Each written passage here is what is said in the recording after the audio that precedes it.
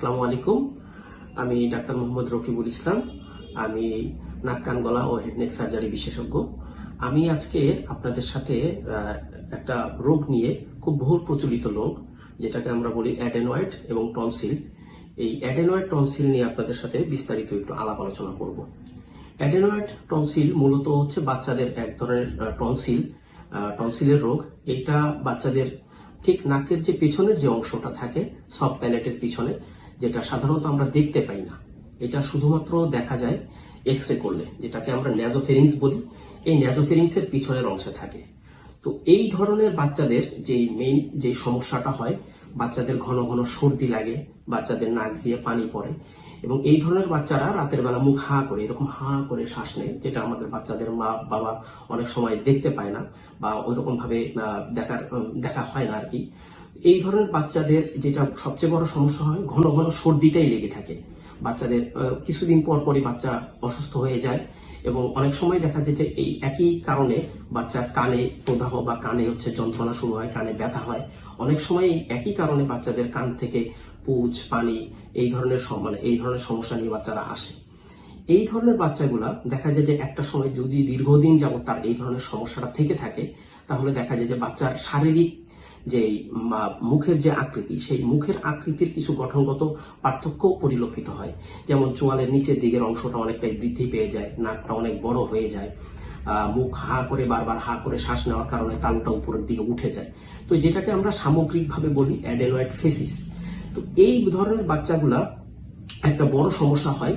এই ধরনের বাচ্চাগুলাদের সাধারণত এই যে শারীরিক গঠন, এর সাথে সাথে তাদের মানসিক গঠনেরও কিছু পরিবর্তন লক্ষ্য করা যায়। যেমন তাদের কি হয়, তাদের স্কুলের যে পারফরমেন্স, তাদের বাচ্চার মায়েরা সবসময় একটা কথাই বলে যে আমার বাচ্চা অন্যান্য বাচ্চাদের সাথে যেরকম বুদ্ধিভিত্তিক যেরকম থাকে, বুদ্ধি সম্পন্ন, আমার বাচ্চাটা এরকম ভাবে বাড়ছে না। কিছু ক্ষেত্রেই বাচ্চা অমনোযোগী হয়ে যায়, স্কুলের পারফরমেন্সটা ভালো থাকে না, ক্লাসের পারফরমেন্সটা ভালো থাকে না, পরীক্ষার বাচ্চার মা বাবা যথেষ্ট পরিমাণ টেক কেয়ার করার পরেও বাচ্চার ওই রকম ভাবে স্কুলের পারফরমেন্সটা পরিলক্ষিত হয় না। এইটার একমাত্র কারণই হচ্ছে এই যে অ্যাডেনয়েডের যে সমস্যাটা, নাকের পিছনের টনসিল বলি আমরা এটাকে। এই টনসিলটা যখন বড় হয়ে যায়, তখন বাচ্চারা আর নাক দিয়ে শ্বাস নিতে পারে না। এই শ্বাসটা তখন সে মুখ দিয়ে কৃত্রিম ভাবে নেওয়ার চেষ্টা করে, যার কারণে বাচ্চাদের এই ঘন ঘন সর্দি লাগে, অনেক সময় নাক কান দিয়ে পুজ, পানি এগুলা বের হয়। কারণ আমরা জানি যে নাক কানের এইগুলোর কানেকশনটা অনেকটাই একই সাথে থাকে।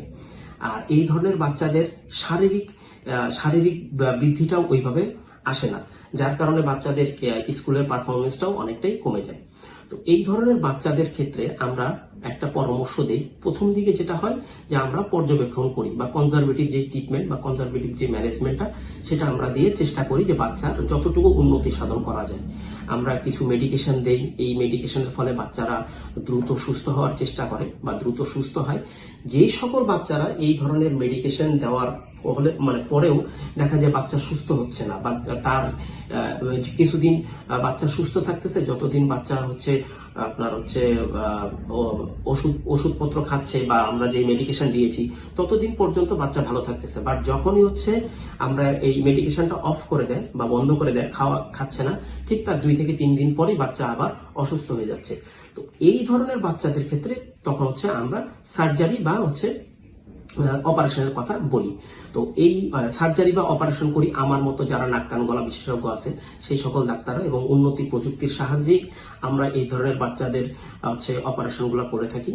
তো আমি সকল বাবা মাকে বলবো, আপনাদের বাচ্চাদের প্রতি অবশ্যই যত্নবান হবেন, এবং বাচ্চারা এই ধরনের সমস্যার সম্মুখীন হচ্ছে কিনা এইটা আপনারা একটু খেয়াল রাখবেন। আর যদি এই ধরনের সমস্যার সম্মুখীন হয়েই থাকে, তাহলে অতি সত্বর আপনারা আমার মতো যারা নাক কান গলা বিশেষজ্ঞ আছে, সেই সকল ডাক্তার এবং সার্জনের পরামর্শ নেবেন।